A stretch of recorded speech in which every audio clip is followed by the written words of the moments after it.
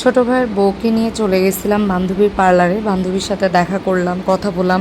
আজকের দিনটা বেশ আনন্দের কাটছে।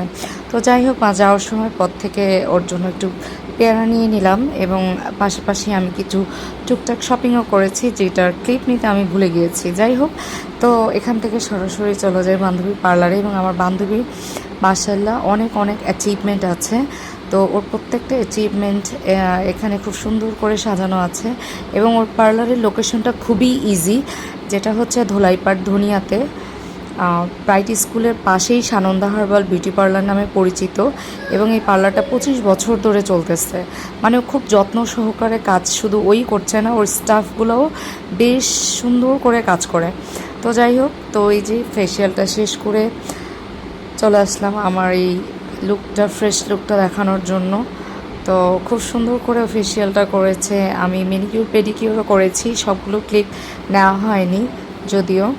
তো সুন্দর করে কাজটা ছেড়ে আমরা আবার একটু চাটা খেলাম, আড্ডা দিলাম। প্রচণ্ড রাশ ছিল, ওখানে ব্রাইড ছিল, অনেক লোকজন ছিল। তো যাই হোক, ওখান থেকে বের হয়ে আমরা একটু চা খেলাম, নাস্তা খেলাম, খেয়ে বাসায় চলে আসলাম। তো এই ছিল আমাদের আজকে সারাদিনের ছোট্ট একটা ব্লগ। আল্লাহ হাফেজ।